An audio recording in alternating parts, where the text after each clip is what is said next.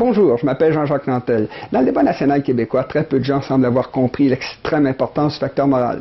Si, de nos jours encore, les anglophones du Québec parviennent à s'accaparer d'une grande partie des impôts payés par les francophones pour financer leurs privilèges les plus abusifs, c'est pour des raisons d'ordre idéologique. Essentiellement, ils sont parvenus à tous nous intimider en utilisant des arguments de nature morale. Alors que les francophones sont parvenus par miracle à rester majoritaires sur leur territoire, en dépit de la politique explicite des Anglais de leurs descendants de les faire disparaître, c'est quand même les francophones qui sont régulièrement soupçonnés de vouloir martyriser leur minorité anglaise. Alors que les Québécois de souche n'ont jamais commis de crime contre l'humanité, contre les Autochtones, les Africains ou qui que ce soit d'autre, ils sont régulièrement sommés de venir donner des explications morales à leurs agissements. Autrement dit, le Canada anglais a fait tourner la table sous notre nez et a transformé les victimes en accusés.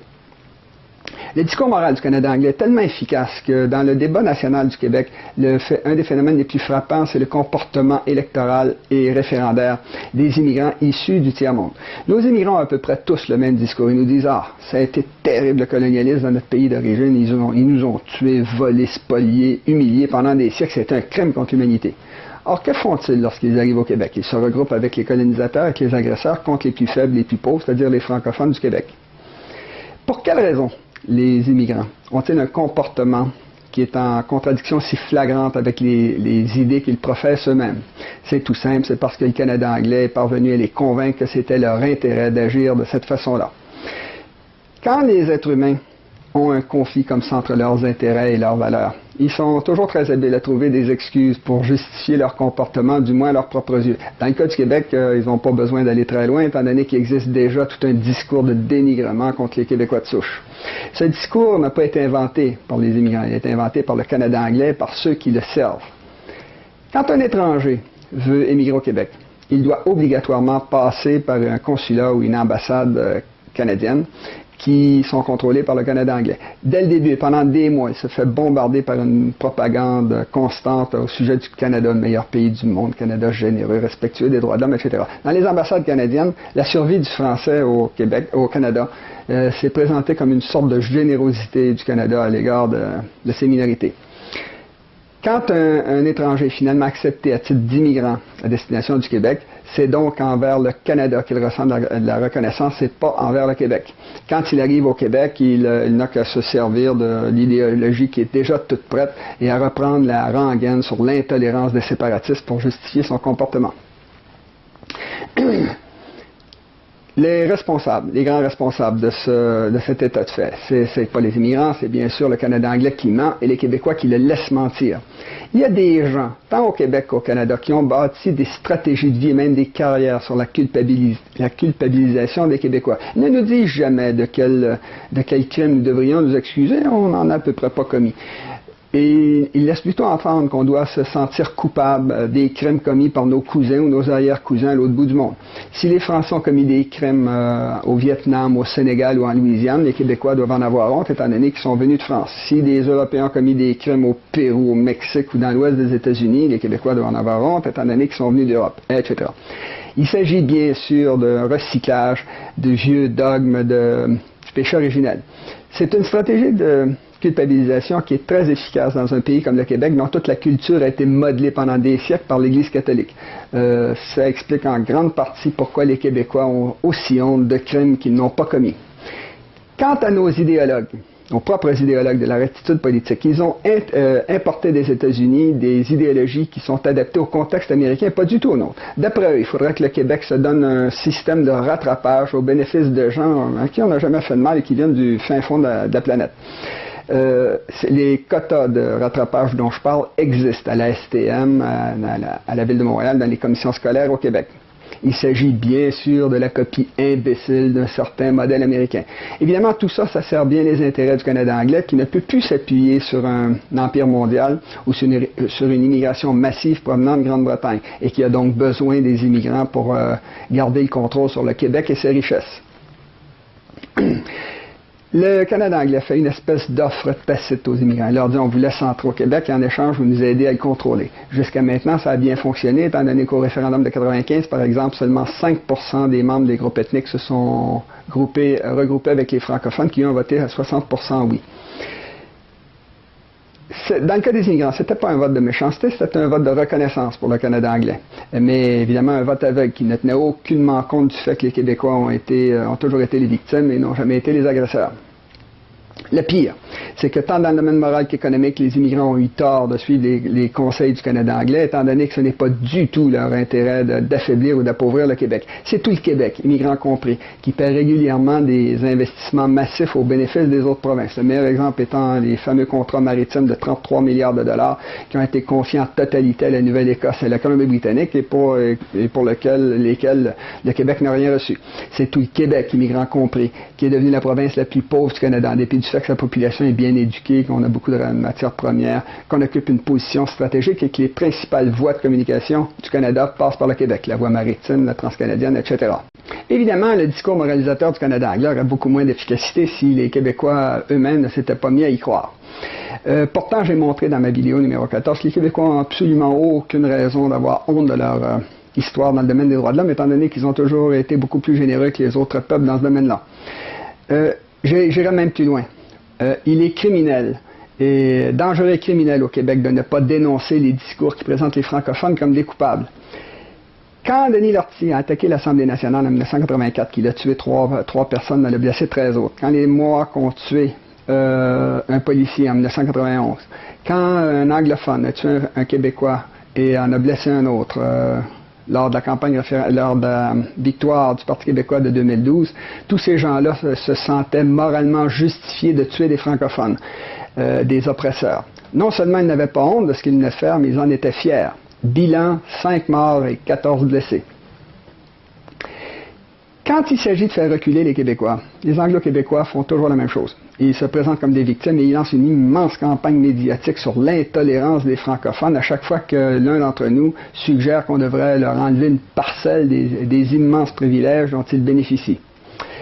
On a tellement reculé dans le domaine idéologique que quand le Parti des anglophones prend le pouvoir à Québec, il y va à tour de bras pour servir leurs intérêts, alors que quand c'est le Parti des francophones qui prend le pouvoir, nos chefs se mettent aussitôt à jouer aux gentils garçons et aux négociateurs et font toutes sortes de concessions sans rien obtenir en échange. Bien sûr, un tel comportement suscite un mépris généralisé, notamment du côté des immigrants qui n'ont pas très envie de se joindre à un peuple de perdants. Si nous voulons sortir du marasme où nous sommes tombés, les francophones doivent absolument commencer à penser, à sentir, à parler et à agir d'une façon complètement différente, c'est-à-dire comme un peuple normal. Nous devons changer le climat idéologique du Québec. Il faut qu'on cesse qu'on abandonne nos vieux réflexes d'isolement, de repli, de survivance, enfin les réflexes de perdant. Nous devons lancer une campagne idéologique d'envergure en direction des groupes ethniques pour les convaincre de se joindre à la majorité francophone. Pour les souverainistes, les immigrants représentent un immense marché potentiel, étant donné que la plupart d'entre eux votent non au référendum sans jamais réfléchir aux enjeux.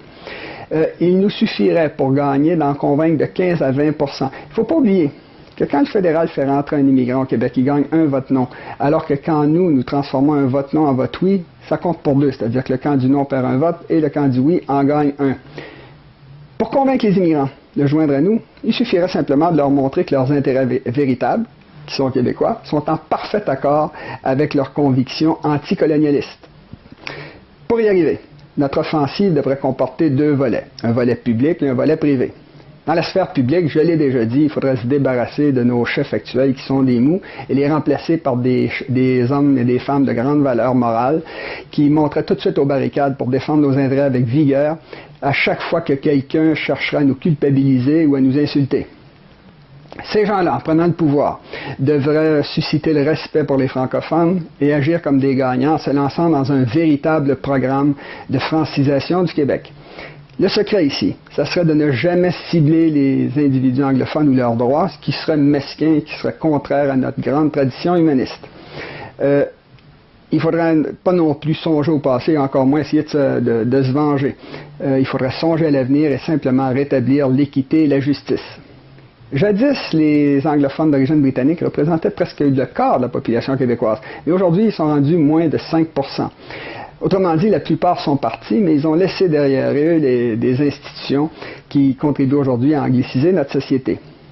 Comme les anglophones au total au Québec, représentent un peu plus que 8% de la population.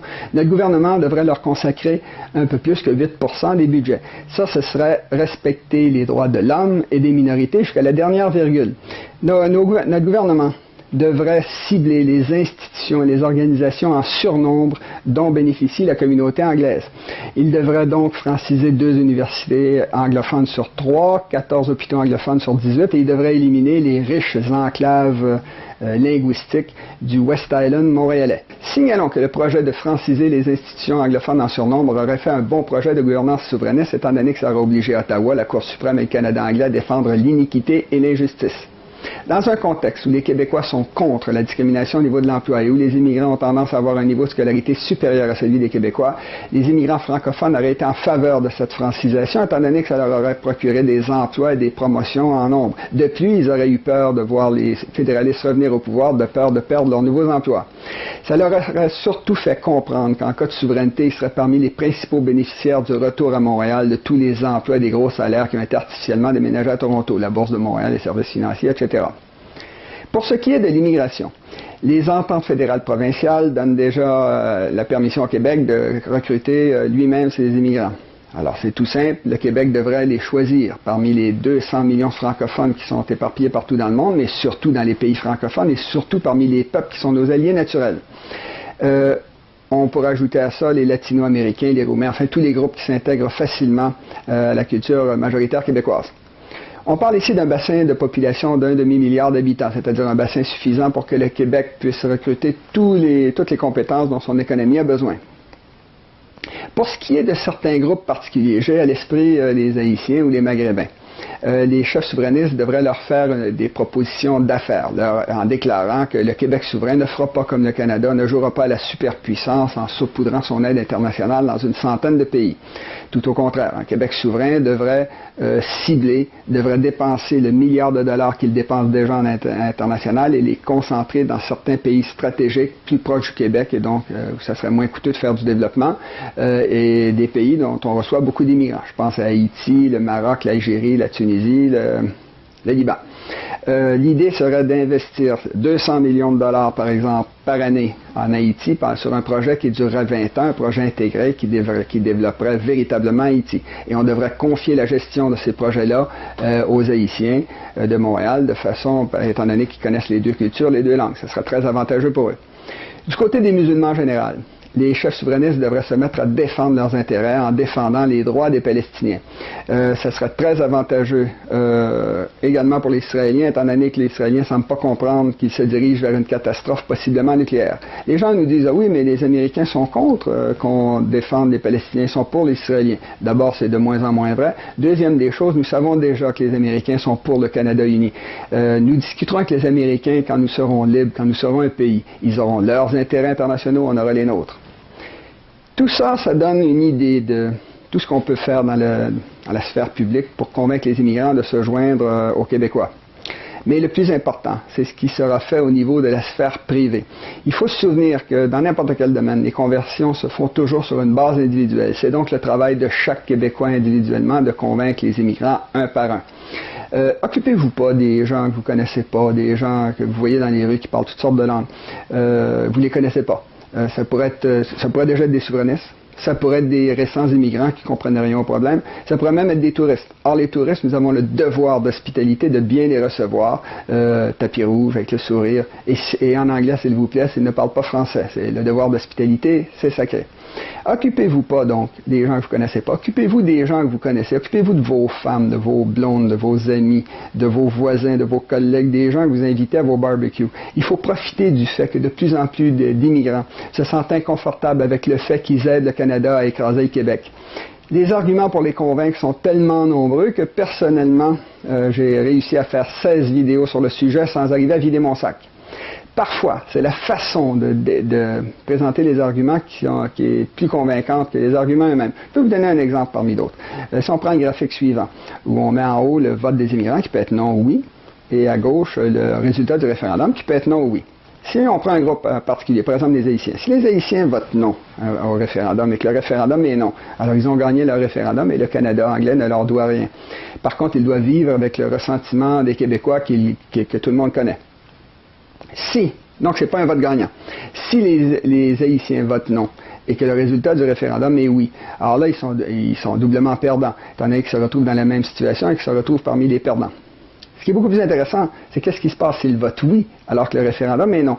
Alors là, le ressentiment des Québécois disparaît et le gouvernement fédéral se dit, oh bon sang, on est en train de perdre les Haïtiens, alors ils vont faire pleuvoir de l'argent sur la communauté haïtienne. C'est donc un vote gagnant. C'est encore plus gagnant s'ils votent oui et que le référendum est oui, étant donné qu'ils ont l'amitié des Québécois et qu'ils font partie des gagnants qui vont pouvoir profiter des avantages de la souveraineté.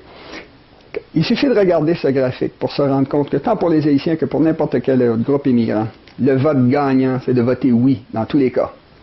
C'est ce genre de procédé que les pédagogues du mouvement souverainiste devraient développer pour convaincre les immigrants.